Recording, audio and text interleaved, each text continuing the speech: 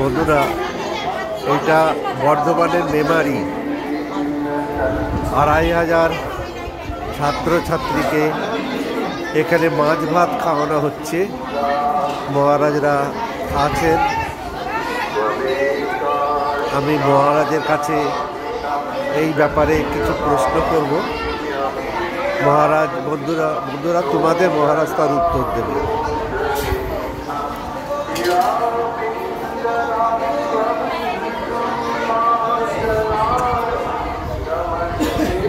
মহারাজ, এখানে এত লোক বাচ্চারা খাচ্ছে কি জন্যে? এই পুজোর আগে আমাদের কলকাতা থেকে সব ভক্তরা এসছে। প্রতি বছরেই আমাদের একটা বড় টিম আছে, ওরা থাকেন আমাদের ব্রডব্যান্ড রেভিনিউ পেশা।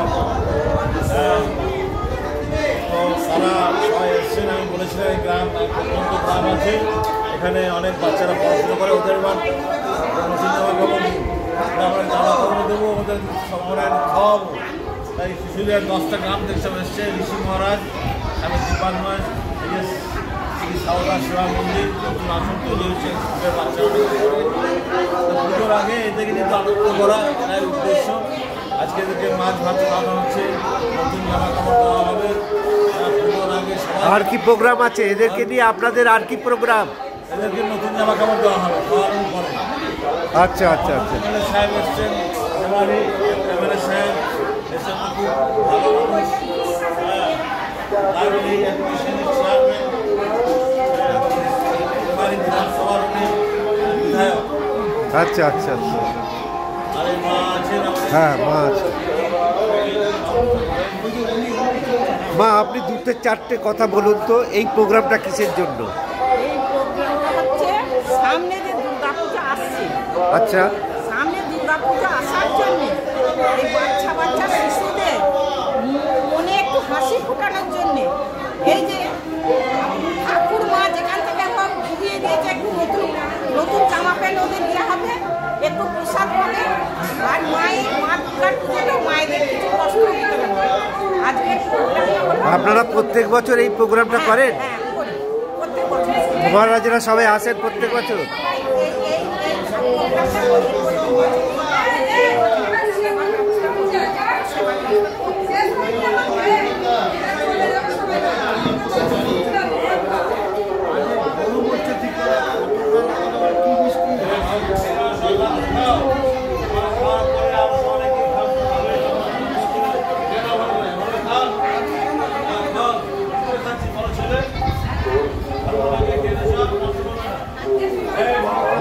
মহারাজ, আপনি 2-1 কথা বলুন, কি জন্য এই প্রোগ্রামটা আপনারা করছেন? আমরা শ্রী সারদা সেবা মন্দিরে আশ্রম একটা প্রত্যন্ত খয়টু গ্রামে প্রতিষ্ঠিত।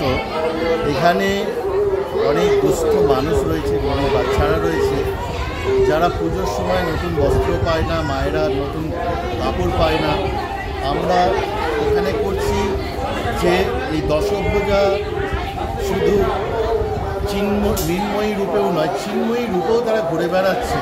এই যে মায়েরা বাচ্চারা সব রয়েছে, এই দুর্গা, কার্তিক, গণেশ, লক্ষ্মী, এদের সেবার মধ্যে দিয়ে আমরা এই পূজাটাকে উদযাপন করছি এবং আপনাদের সকলের সহযোগিতায় এটা সম্ভব হচ্ছে। আচ্ছা, এটা প্রত্যেক বছর আপনারা করেন? আমরা প্রতি বছর এরকম বাচ্চাদের খাওয়া দাওয়া দেন, জামা কাপড় দেন? ব্যাপারটা করতে পারি না। এবার রঞ্জিত বাবু বলেছিলেন, রঞ্জিত দাস মহাশয় বলেছিলেন খাওয়া দাওয়ার ব্যবস্থাটা, উনি বললেন যে আমরা সবাই ওইগুলোও সব অ্যারেঞ্জ করবো।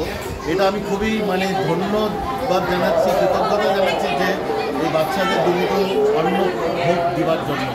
আচ্ছা আচ্ছা, আমি খুবই ধন্যবাদ। বন্ধুরা দেখো,